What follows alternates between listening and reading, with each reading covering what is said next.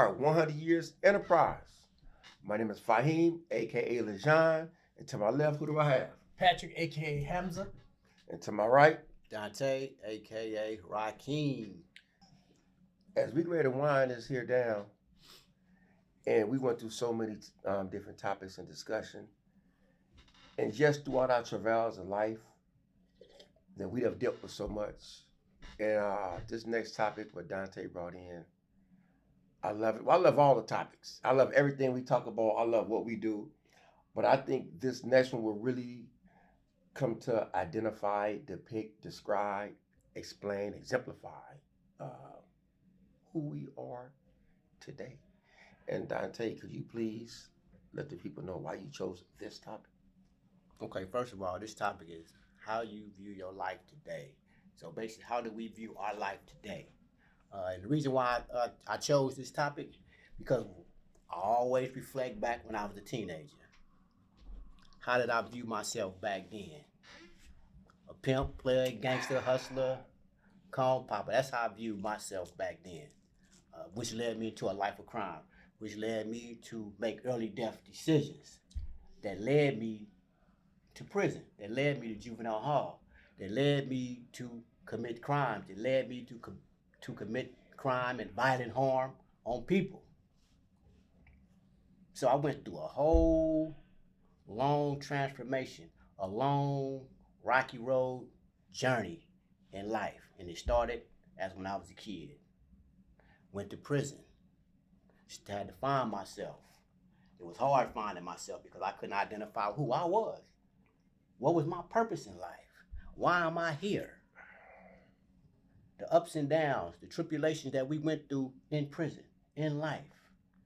Witnessing different things in prison at a very young age. Because I went to prison like 17. As a kid, seeing all these different things, seeing these big buff guys running around prison, and I ain't barely had hair on my chin. So I had to find myself in prison. And once I found myself in prison, through the many self-help programs, through people coming in these programs and talking and sharing their story, it made me to understand who I am. So I had to change my behavior. I had to change my way of thinking. And I did that. But it was a long journey. It was hard. It was rough. It was painful. It was emotional. But I did it because I wouldn't give up. Because I realized the things that I did in life, I was out of pocket. I was wrong. But it took a long time for me to understand that. And I started changing my way of thinking. And once I started changing my way of thinking, I started doing better things. I started applying myself to reading. I started really diving into these self-help programs and listening to the people talk. And when they talking, it seemed like they was talking to me. So it was a must that I changed my way of thinking. It was a must that if I ever got out of prison, I don't want to be the same person I was when I came to prison. Absolutely. So this is why this topic is very important, because I no longer think the same as when I was a kid. No longer am I the young kid who was deaf, dumb, and blind. No longer I'm the one who didn't understand what growth and development mean. So we go to who am I? Who am I today? God makes no mistakes. God makes no mistakes. He allowed things to happen, and he permitted things to happen in our life, whether good, bad, or indifference. And those things, what I went through in my life, what we all go through, they shape and mold us to who we are today. If we didn't go through certain things in our life, we wouldn't be who we are today. We wouldn't be sitting right here filming, right? And so when you ask a question about who we are, in other terms, what makes us successful, what makes us who we are today, the good, the bad, the indifference, the ugly, all that makes me who I am today. Having that moral courage to change, being able to identify my faults, my character defects, what's my shortcomings, whatever they may have been and still are today. To be able to bust my head on the ground 5 times a day, to pray and to submit, my will to God and to continue to make that toba, that change, to turn back, you know, for those things or for those acts what would take me out of the realm of responsible human being as a responsible man that I am today. I am a responsible man today. I'm a responsible human being today. I'm a man of moral courage today, a man of understanding. I'm a man who loves society, who loves humanity, who loves giving, who loves serving. I'm a man, a person, I'm a Muslim who can say, hey, I made many mistakes in my life, but now I'm using my lived and learned experiences to give, to save lives by the mercy of God. That's who I am in a nutshell. You said a mouthful. It's pleasant hearing it too. I would say this much. I'm a man who's troubled. I'm a man who is at risk. I was a man who was steeped in his criminal thinking.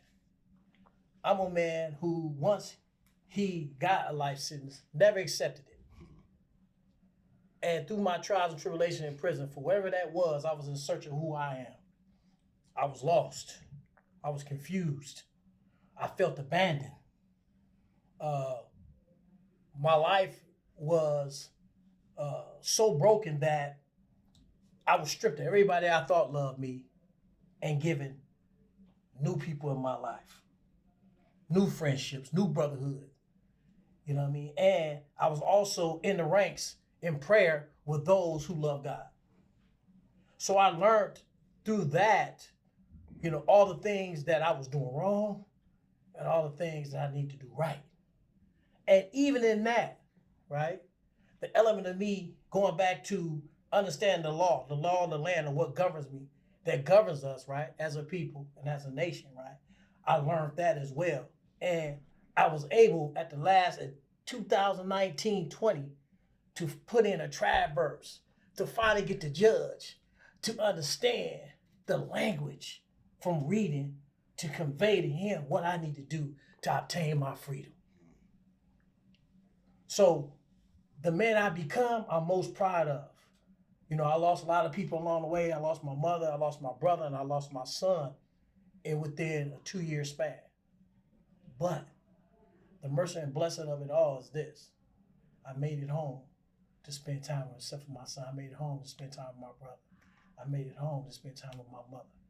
When I first came home, I had the two brothers come sit before me and say, hey, let's put this 100 years together. And I always say to them, what we gonna say? What I'm gonna talk about? We come a long way from just saying to myself, what I'm gonna talk about to now I'm saying, these are the things we're talking about. And doing.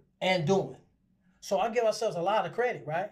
But give the credit to Most High because he put us together, right, to obtain the knowledge, right, through reading and understanding, and also to carry it out.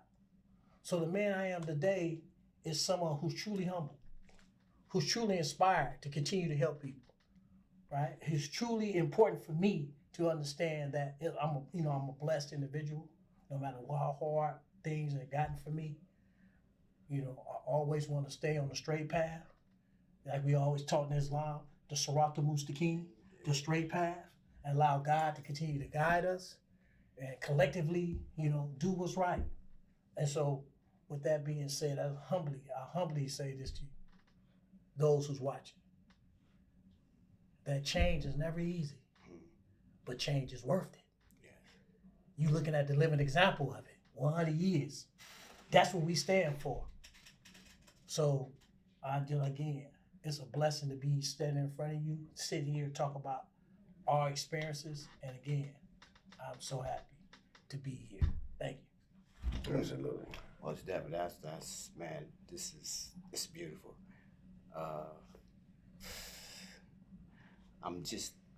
I'm always reflecting back on who I was as a youngster, as a kid.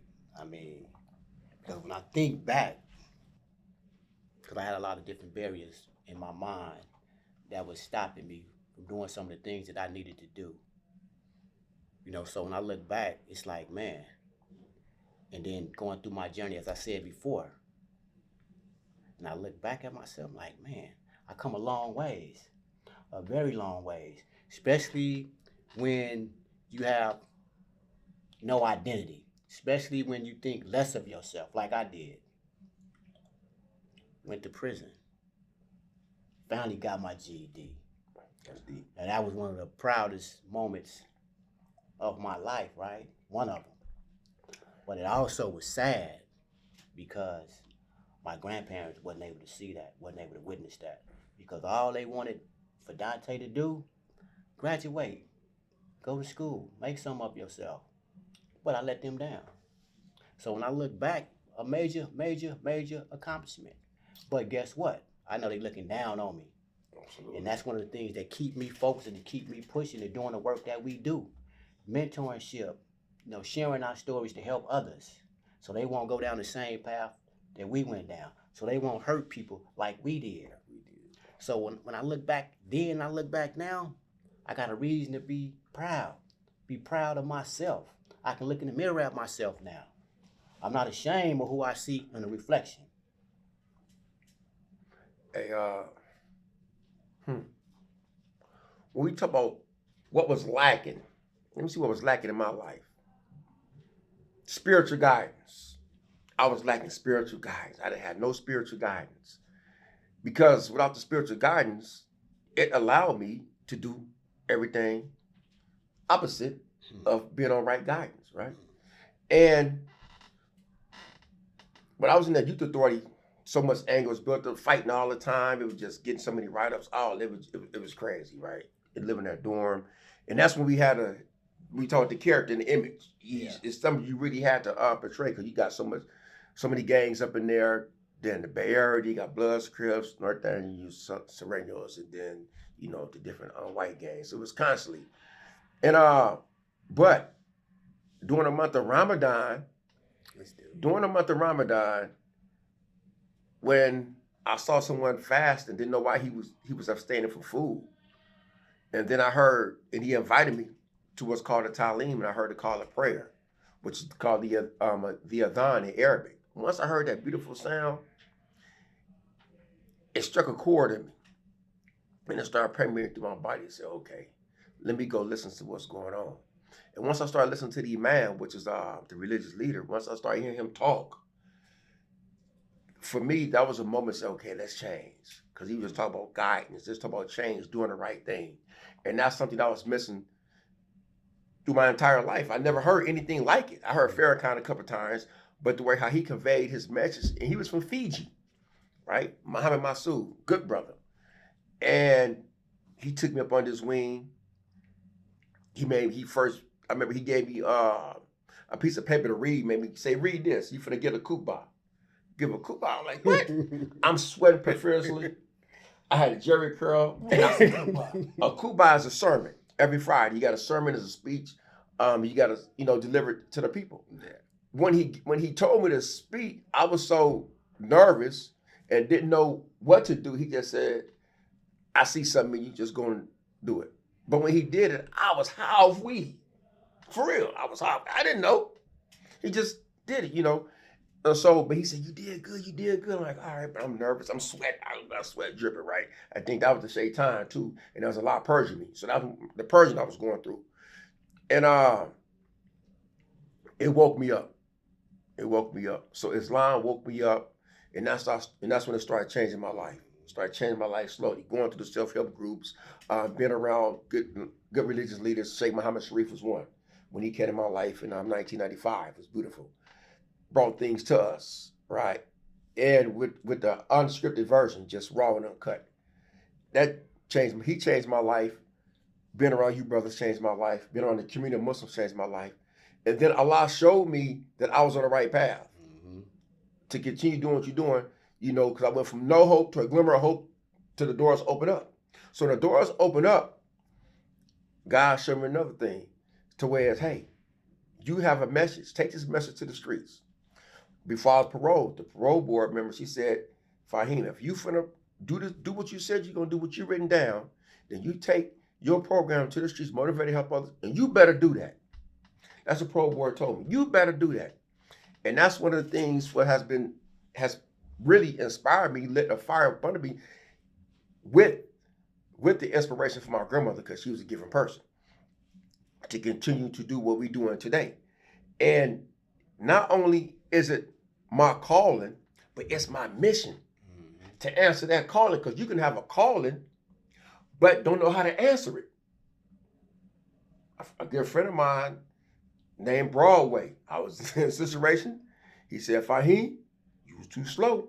You missed your calling, right? And so even when we're doing this business and we talk about who we are today, we here because it was meant for us to be 100 years enterprise.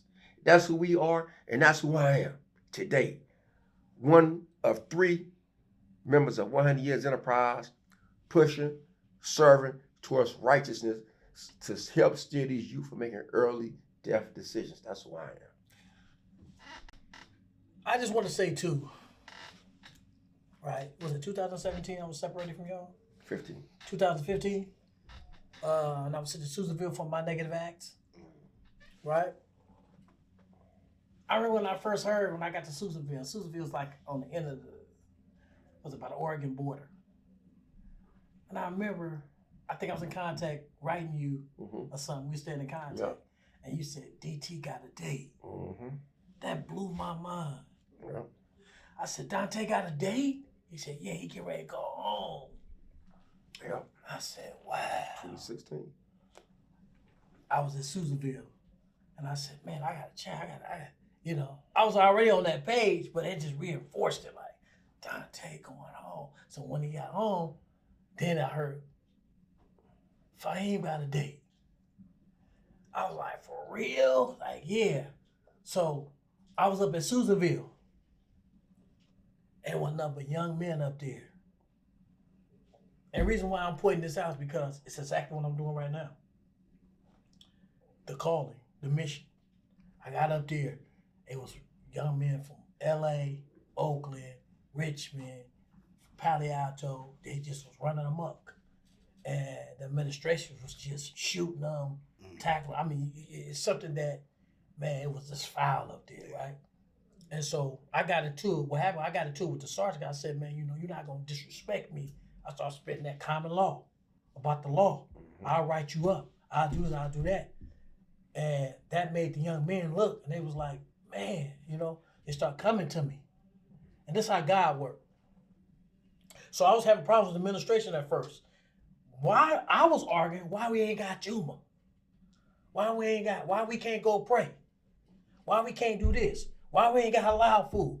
And this is what Allah stood to me by reading and by practicing my deen, right? I didn't know I knew that much until I was separated from y'all. That's what I'm saying. Yeah. So when I got to where I was at, I started pushing so much about what we need, right? To where they gave us Juma, because I was holding them account. I was writing 602s, everything. I was writing them up. Going to psych. I knew how to navigate, get to where I get to. I didn't even know I knew this stuff until I got separated. And so the point what I'm making is, when Fahim speak about calling and mission, you can have a calling, but the mission is, man, hey, man, I'm going to establish good in this land. That's right. Yeah. You know what I mean? And so when the administration seen that, man, we can't bluff him, they start coming to me. Hey, man, you need to talk to these youngsters in different buildings.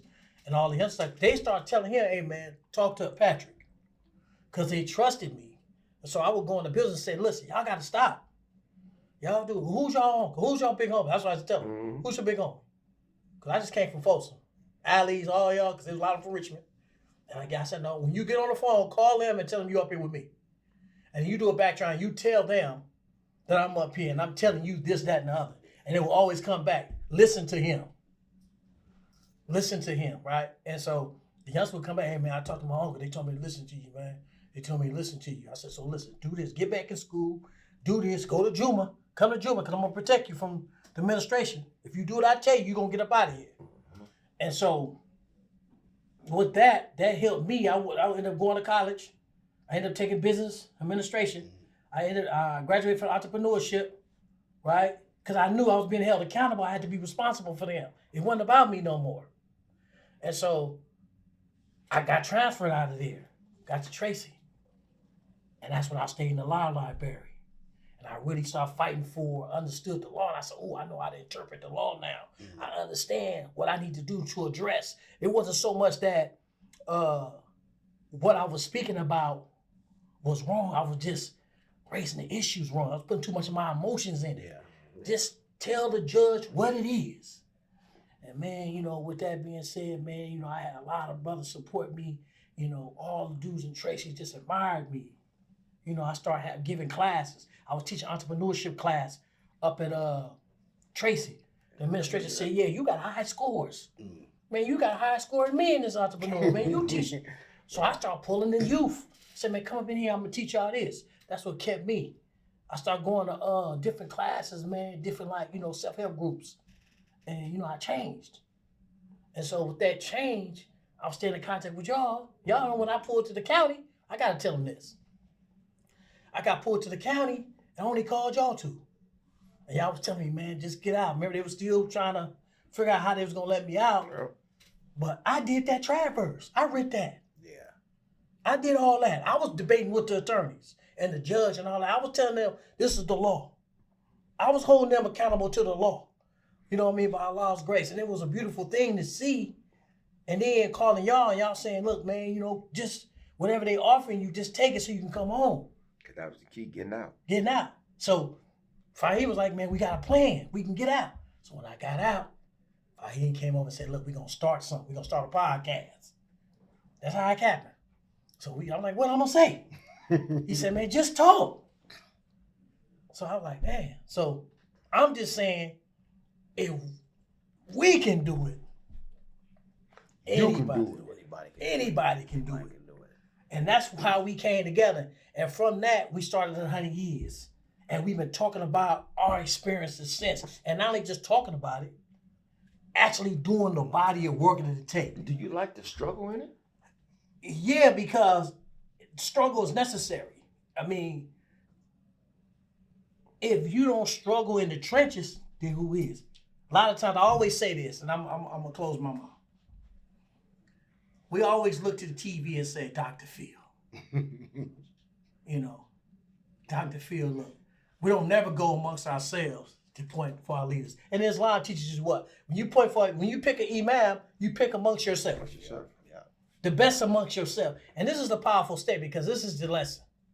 When you pick a leader amongst yourself, you must follow him. You picked him. It's a word in Arabic that says majnoon. This majnoon for you picking. So if I pick him to be the leader, I'm saying this man is better qualified to lead me than myself. So it's crazy for me to pick somebody and say, I ain't following you. Exactly. You picked me. Exactly. So we got to hold each other accountable and be responsible. You know, it's good you surround yourself with friends. So you want to have accountability friends. You want to have friends that's going to speak to the right. Hey, man, you ain't doing that right. You know what I mean? And so that's the man I become. This is the friends I have. And this is the agency. And this is the business we created. And this is what we're about. We hold each other accountable. So when we go into the communities, we talk about accountability by the services we provide, saying that we offer these services and we will be accountable for them. And to make change in the community, it takes a community to hold each other accountable so we can make change as a whole. So that's who I am. Just love yourself. Love yourself and understand how to love yourself before you have to get to juvenile hall or before you have to get to the penitentiary. Because if you don't start loving yourself, then you're not going to identify with who you truly are. So we have to start there first. I mean, because the reason why I'm saying that is because look what we had to go through to find out who we are, and to recognize who we are, to find out our true potential, you know, as an individual, as a man, you know, as a believing man, you know, as a God-fearing man, as a husband. So if I wouldn't have went to prison, I wouldn't be here. That's right. I wouldn't be where I'm at today. I'd probably be on death row, or guess what? Up there in Rolling Hill in somebody's gravesite. Man. I'm just being honest. I mean, because the frame of mind that I was in, how I was thinking, you know, so I'm proud of who I am today. Even though my life was bittersweet, but I'm proud to say that, hey, I'm Dante and I love myself and I understand the mistakes that I made. Because, you see, a lot of times we can't do that, you know, so I'm a good man. I'm an understanding man. And if you need help, guess what? I will help you. We will help you. 100 Years Enterprise will help you. Absolutely. We do 101 consultation. So tap in. if you need any kind of advice. Now, we ain't experts, we don't, have college degrees and all that, but we can give you some proper guidance because we went through the experience. We lived experience. We went through that. So tap in with us. Hey, shoot. We learned it, we lived it, we expressed it, we given it, and you have to be able to believe in yourself. If you don't believe in yourself, you can't expect anyone else to do it. If you don't love yourself, you can't expect anyone else to love you. I say that to say this. We believe in what we have. We believe in ourselves. We believe in God first and foremost. But also, we believe in our abilities to give, to serve the community. If we didn't, then they wouldn't be calling on us.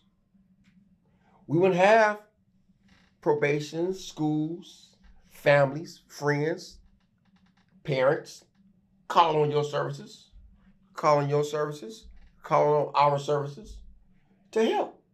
They can go past us. So when you say we're not experts, we might not be experts in the clinical terms, but we are experts in who we are.